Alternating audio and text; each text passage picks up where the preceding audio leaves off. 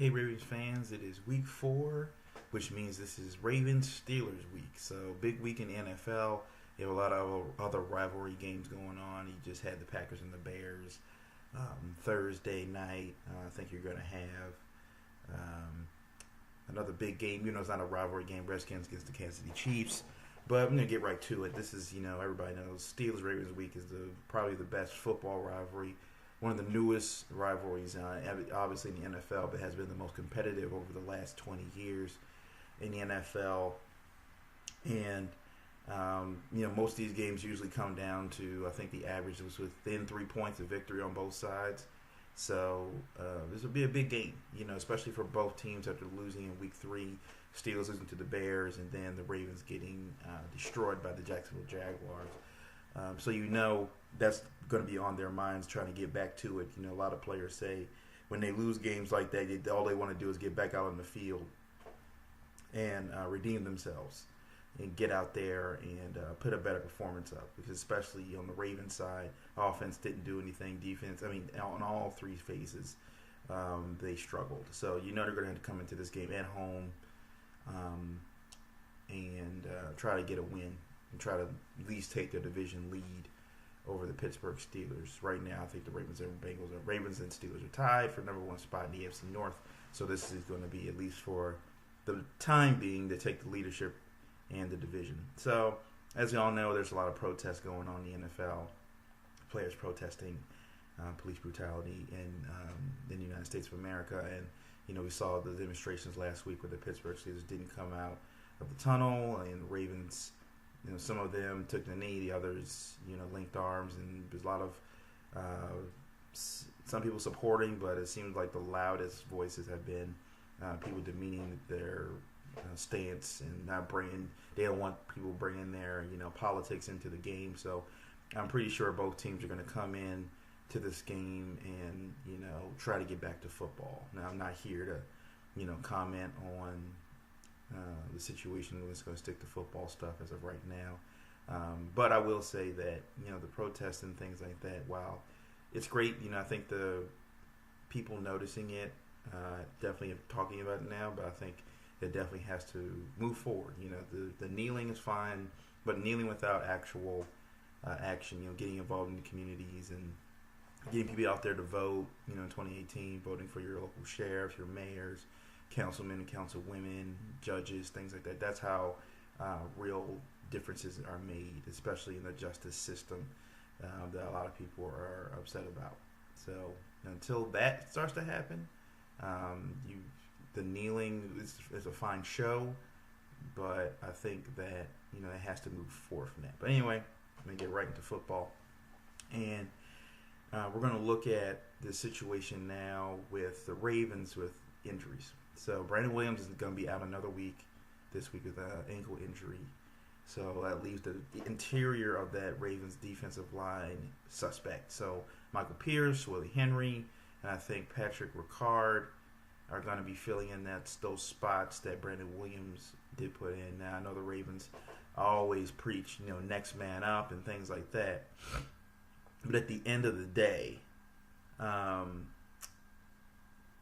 there's a reason why these guys get paid. The good guys get paid millions of dollars. There's a reason for that. While the Ravens went out of their way to sign Brandon Williams to a multi-year deal, if they felt like Carl Davis, Willie Henry, and those guys, Michael Pierce, could fill the role of Brandon Williams, they would have let him walk, but they didn't. They saw what they had in the locker room, and they said, we have good depth here, but we don't have anybody that can produce like Brandon Williams can right now. So they kept him for a reason. So you saw that last week against the Jacksonville Jaguars, where the Ravens allowed the Jacksonville Jaguars to, I think Leonard Fournette had about 59 yards, and the other running back, I think Corey Grant is his name, had 75 yards. So the Ravens giving up over 100-something yards on the ground last week definitely killed that team. They allowed Mercedes Lewis to get 3 touchdowns, so the linebackers weren't covering, and neither was Eric Weddle and Tony Jefferson. Marquise Lee had some pretty big catches, so the cornerbacks weren't doing their job. It looked I've said this from the beginning, week 1, even in preseason, how you win football games in the NFL, especially on defense, and offense as are in the trenches. That's where the game within the game. If your defensive line cannot get pressure on the offense, I don't care who it is. There's a reason why these guys are playing in pro football.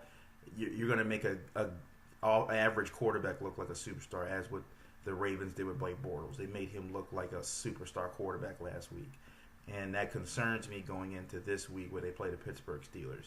So against the Pittsburgh Steelers, as we all know, it's a very competitive game. A matchup to watch definitely will be Jimmy Smith and Antonio Brown.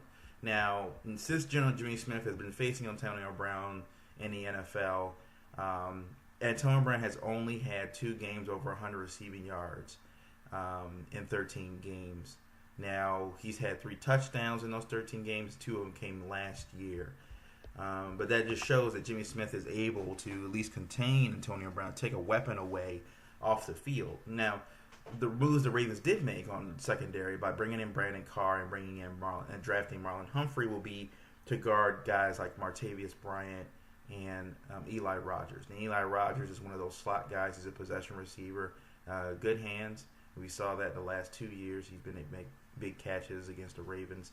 This is what I'm going to expect. I think the Steelers are going to test the Ravens secondary early, especially knowing that they'll probably have time to throw the ball because, like I said, I don't trust that interior the defensive line right now for the Ravens with those guys. And I feel like at least early on in the game, they're going to have opportunities to get the ball down, at least try to get the ball downfield, and just try to maybe hold the ball for a little bit more than 5 seconds and just make the coverage break down. So I think you're going to see them test them early and maybe try to score early. But as the game goes forward, Le'Veon Bell is going to be a huge factor for the Pittsburgh Steelers. Now, he hasn't played overall well in these past 3 weeks. I think he's broken maybe 100 yards, maybe once so far. But he really, their offensive line isn't great either with the Pittsburgh Steelers. So, and Ben Roethlisberger, hasn't looked like himself in the first 3 weeks as well. He struggled. But looking at this is a game that a lot of guys get up for. They don't get it for any other game. They do get it for this game. And you're going to have a lot of Steeler fans, a lot of Ravens fans in that stadium. So I expect, vintage Ben to come in and, do the scramble thing and knock away rushers and extend the plays and things like that. Now, the one benefit the Ravens, I think, get on that is that he doesn't have a reliable guy to throw to, the safety blanket like he had with Heath Miller all those years, Jesse James from Penn State, while he's a big tight end, is no Heath Miller. He's going to have to take some time to probably get used to Ben Roethlisberger's, style and things like that in order to get in some kind of rapport with him to get open and catch passes. The thing about this game is that for the Ravens, the problem with the Ravens is that you're looking at the offense right now, and the wide receivers have made, minus Macklin, have made 0 plays. You haven't seen Perriman, you haven't seen Wallace, Michael Campanaro, any of these guys, Chris Moore, whoever they have listed in the depth chart for wide receivers. You haven't seen them. Whether they're not getting open, whether Flacco's not finding them, the offensive line not protecting Flacco long enough. It's probably a combination of all those things. But at the end of the day, if the Ravens can't attack this, average secondary that the Steelers have, now that's the thing. They're bringing in, the Steelers are going to have Stephon Tuitt. They're going to have T.J. Watt, their rookie. They're going to have James Harrison on that front line. So they're going to have a decent pass rush in this game to be able to get to Flacco.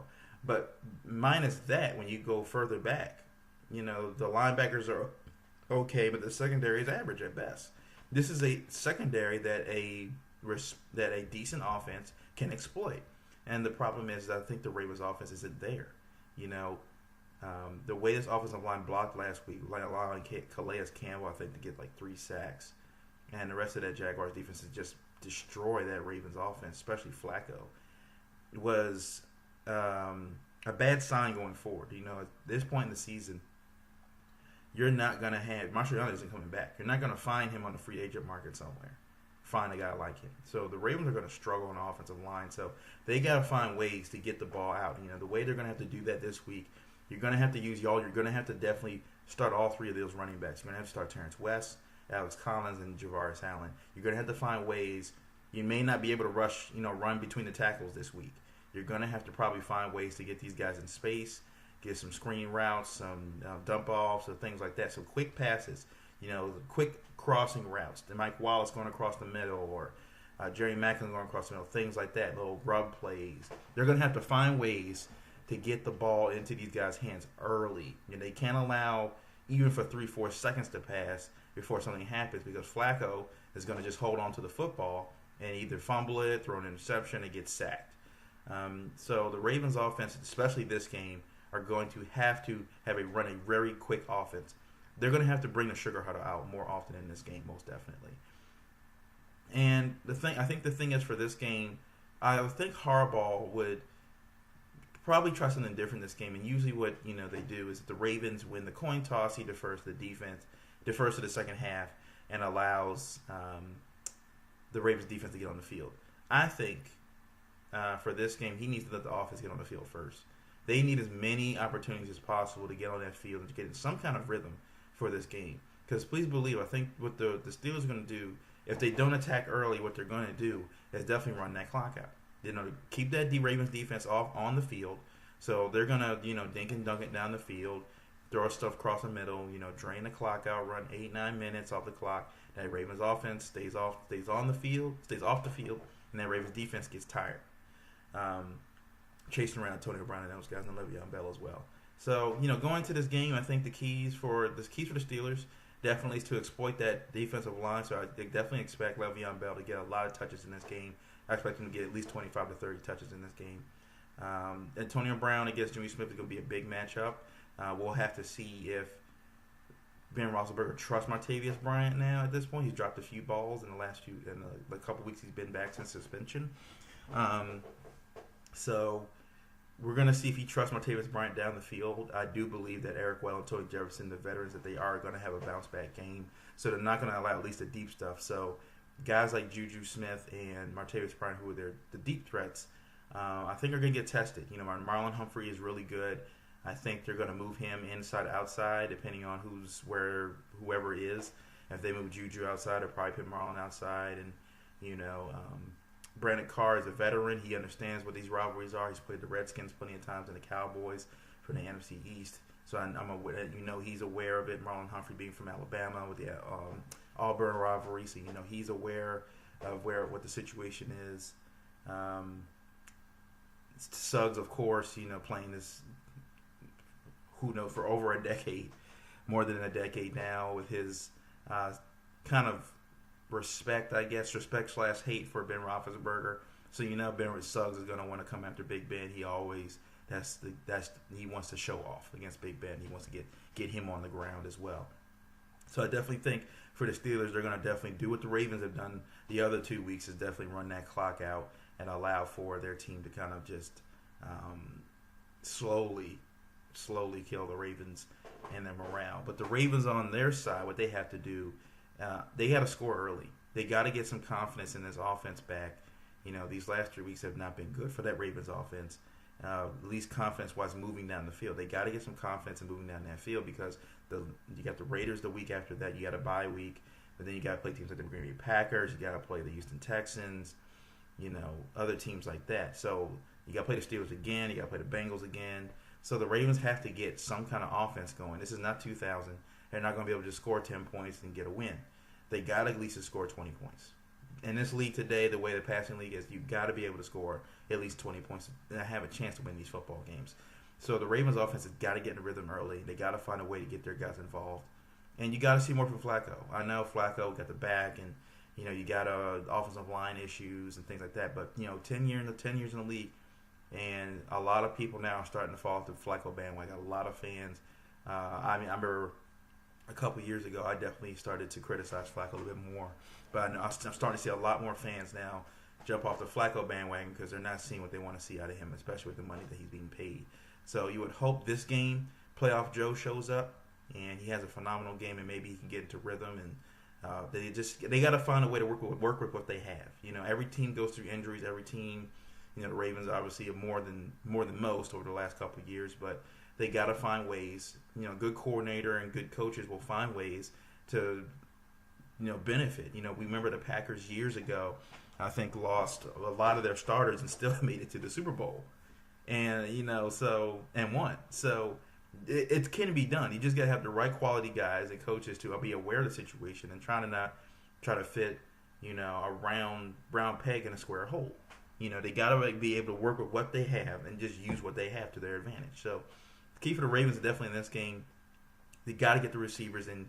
Receivers have to get open, and receivers got to be involved in this game for this Ravens offense to work. They can't just focus on a rushing game all game. Alex Collins has got to get the ball more. I definitely want to see the ball spread to him. He looks like he's hungry. He wants to run the football. I think he's earned it. The Ravens are probably maybe have Benjamin Watson for this game. Max Williams already been ruled out, so they're going to only have 2 tight ends for this game, and Nick Boyle and probably be Benjamin Watson. But Mike Wallace Perryman, who's got to show something right now. He's the first-round draft pick, and the Ravens, historically have not been great at drafting wide receivers. So you got to see something from him at some point. Whether Flacco's got to find him down the field, they got to do something. Attack down the field early. See what you guys get. You got to do something. Get this offense running. But I'll give a little prediction. My prediction for this game is that the Ravens will lose this game 24-16 only because I just think that this Ravens, I think the defense will play well, but I think the Ravens offense will in the end lose the field position battle, and maybe I think Flacco, just being Flacco, will turn the ball over. Usually in these games, that's what happens. Turnovers are usually the key in this game. Untimely turnovers in this game are usually the difference maker, and I think the Ravens offense will probably have a couple of those in this game and allow the Steelers into good position to score easy touchdowns. So that's my prediction. I think the Ravens lose 16-24.